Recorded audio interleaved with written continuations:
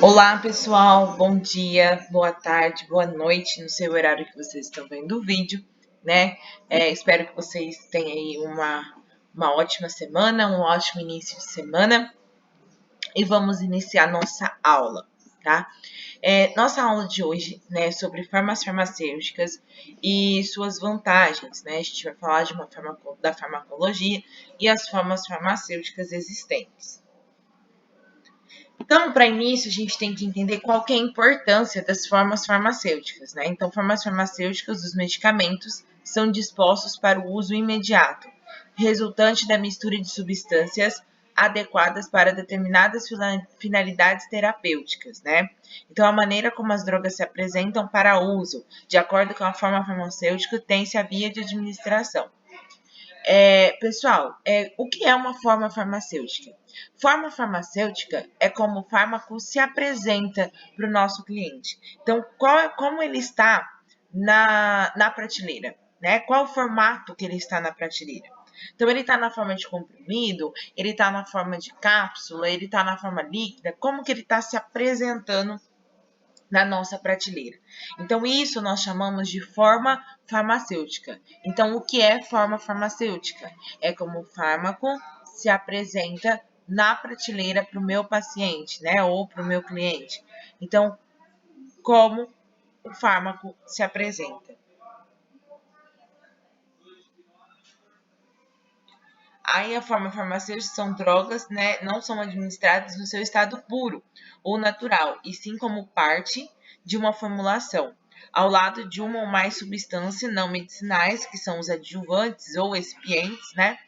Com finalidade de solubilizar, suspender, diluir, emulsionar, estabilizar, preservar, colorir, melhorar o sabor, né? A ciência que trata das formas farmacêuticas é a farmacotécnica, que hoje quase que totalmente tudo é industrializado. Então, pessoal, quando a gente fala de um medicamento, dentro deste medicamento não tem apenas só o princípio ativo, né? Nós temos outros componentes dentro do medicamento. Então, se eu falo aí de um paracetamol 750mg, ele tem 750mg de princípio ativo, mais os outros recipientes, que também podem ser chamados de adjuvantes. Lembrando que esses outros recipientes, eles não podem ter ação terapêutica, tá? Então, eles não possuem ação terapêutica. A única coisa que tem ação terapêutica é o princípio ativo dentro de um medicamento. O restante não tem ação farmacêutica, tá? Somente o princípio ativo pode ter essa ação farmacêutica. Os outros recipientes, como que é para solubilizar, que é para suspender, eles têm uma ação muito importante, que eles vão determinar até qual que vai ser a forma farmacêutica, porém, eles não têm uma ação terapêutica. Então, a única coisa, então, se eu perguntar lá no final da aula, o que tem ação terapêutica em um medicamento? Então, pessoal, o que tem ação terapêutica em um medicamento é o princípio ativo, tá? Isso a gente tem que ficar bem claro, que o medicamento ele não é feito só de princípio ativo. Porém, a única coisa que tem ação farmacêutica, ação farmacológica, é o princípio ativo. Bruna, o que é a ação farmacológica ou ação farmacêutica, né? A ação farmacológica, pessoal, é para que o fármaco é indicado. Então, por exemplo, o antibiótico. Qual que é a ação dele? Matar a bactéria. Então, qual vai ser a ação farmacológica dele? Matar a bactéria. Então, a ação dele vai ser para matar as bactérias, né? Então, eu tenho um medicamento que ele é antitérmico, por exemplo. Qual é a ação do medicamento antitérmico? Ele tem que diminuir a febre, né? Então, a ação farmacológica dele tem que ser para diminuir a febre.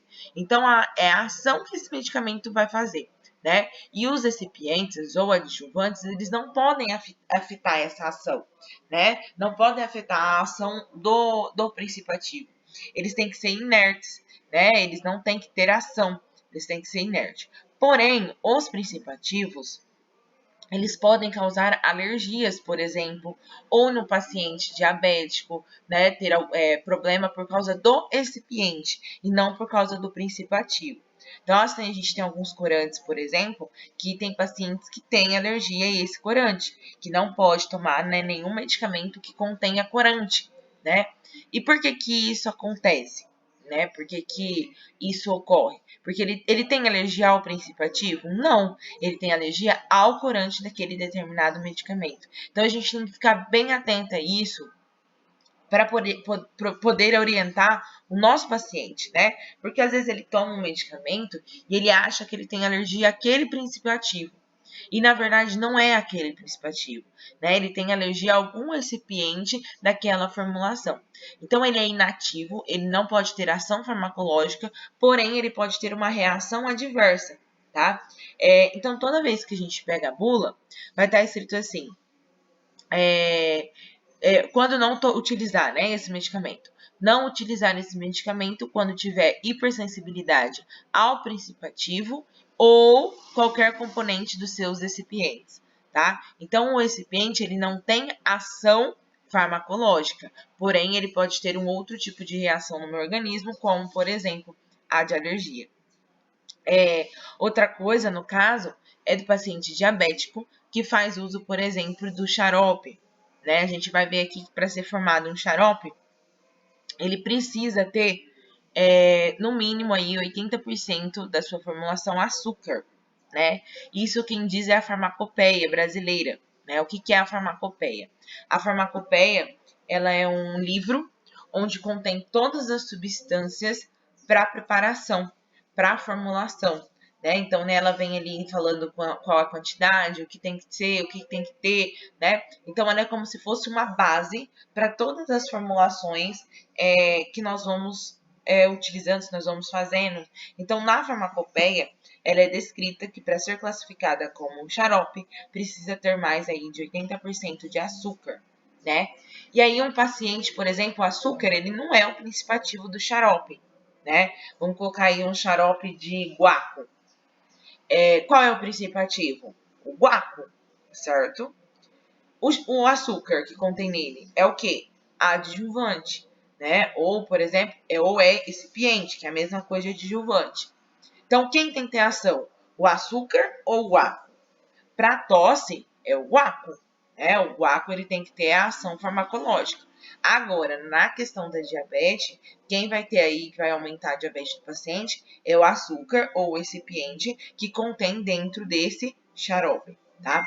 Então, isso é bem interessante da gente conversar, porque a gente tem que entender bastante, né, para a gente poder auxiliar no atendimento do nosso paciente, né? Então, isso é importantíssimo a gente ter em mente, saber que o medicamento ele não é só formado de princípio ativo. Então, se eu perguntar lá nas perguntinhas, o medicamento ele é formado apenas de princípio ativo? Não, tá? Ele não é formado apenas de princípio ativo. Ele é formado também de recipientes que vão auxiliar aí no medicamento, né? Vão auxiliar na forma farmacêutica, na via de administração, entre outras coisas que vão auxiliar, tá? E quais são as vantagens, né, das formas farmacêuticas? Possibilidade, né, da administração de doses exatas das drogas, proteção da droga contra a influência do suco gástrico, então no caso da drágia, né, do revestimento entérico, proteção contra o oxigênio e umidade, então comprimidos, recobertos, ampolas fechadas, né? Mascarar sabor ou odor desagradável da droga, como cápsula, drágia, xarope de sabor agradável, né? Então, todos esses contêm aí recipientes que têm essa função. Apresentar formas farmacêuticas líquidas de substâncias que sejam insolúveis ou instáveis nos veículos habituais, no caso das suspensões. Apresentar preparação líquida solúvel nos veículos habituais. Fornecer ação prolongada ou continuada da droga através de liberação prolongada, então comprimido, cápsulas, suspensões. Facilitar a colocação da droga em um dos orifícios do corpo, como o supositório, o óvulo, né? Proporcionar a ação adequada da droga através da administração tópica, por exemplo, creme, pomada, preparação para uso nasal, né? Facilitar a deposição das drogas na intimidade dos tecidos do corpo. por exemplo, as injeções. Proporcionar a ação adequada da droga através da terapêutica inalatória, né, que é o inalantes e aerosóis. Atenção! O tipo de forma farmacêutica em determinado caso clínico depende das características clínicas do paciente e da doença. Qual é a função de ter várias formas farmacêuticas? A função, pessoal, é chegar em todos os tipos de paciente. Então, o que a indústria farmacêutica, o que ela mais quer é que um medicamento, por exemplo, ela tenha várias formas farmacêuticas, né? Porque isso ela vai poder atingir mais público. Então, se ela puder atingir, por exemplo, da criança ao idoso, né, ao paciente hospitalizado, para ela vai vender mais. Então, o intuito da indústria farmacêutica é a produção aí de mais formas farmacêuticas de um único medicamento. Porém, não é todo medicamento que a gente consegue ter em todas as formas farmacêuticas. Porque quimicamente as suas estruturas são modificadas. Então as estruturas elas se modificam, né? E não tem como eu colocar aí ela em outras formas farmacêuticas. Então tem forma farmacêutica que eu não consigo colocar. Porém, é muito importante, pessoal, eu ter várias formas farmacêuticas, porque eu tenho vários tipos de patologia, eu tenho vários tipos de organismo, e isso a gente vai ver daqui a pouco também, que a forma farmacêutica também determina o tempo de ação de um medicamento, né? Então, vai ser determinado, a partir também da forma farmacêutica, o tempo de ação deste medicamento. Então, para isso, eu também tenho que ter vários tipos de forma farmacêutica, né? Para ela chegar mais rápido, para ela ter ação mais rápido, para ação farmacológica mais rápido, né? Para ela conseguir chegar, né, na patologia mais rápido. Então, tem toda essa função que a forma farmacêutica exerce, que é muito importante, tá? E por que determina, eu preciso aqui, que a forma farmacêutica depende da característica do paciente e da doença. Porque eu tenho pacientes, por exemplo, vou colocar aí, um paciente que está com uma cirrose, né? O paciente que ele está com uma cirrose, ele tem um problema hepático, né? Ele não pode tomar medicamento, né? O medicamento nele quando ele toma, ele passa muito mal, porque o medicamento ele é metabolizado pelo fígado. Então, por exemplo, pessoal, se esse medicamento, né, esse paciente tem um outro problema e eu tenho que introduzir um medicamento nesse paciente, né? Pessoal, esse paciente é um paciente que eu preciso de o quê? De uma ação rápida, né? Esse medicamento não pode ficar muito tempo no organismo. Então, às vezes, eu preciso internar esse paciente para ele não ter passagem pelo fígado, para esse medicamento não ser inativado ou ativado pelo fígado.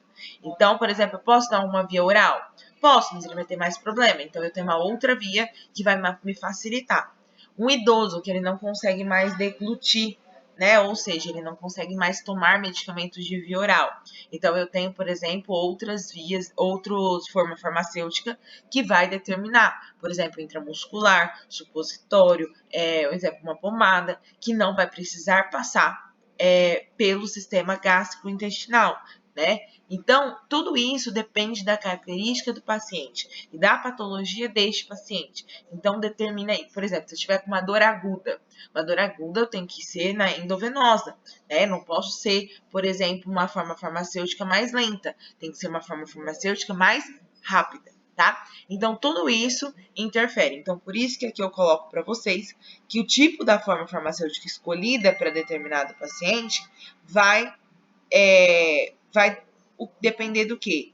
Do caso clínico, né? Se a doença está aguda ou crônica, das características do paciente e da doença, né? Então, tudo depende desses itens aqui que eu coloquei para vocês, né? Tanto da forma farmacêutica do caso clínico, quanto aí das características do paciente e da patologia.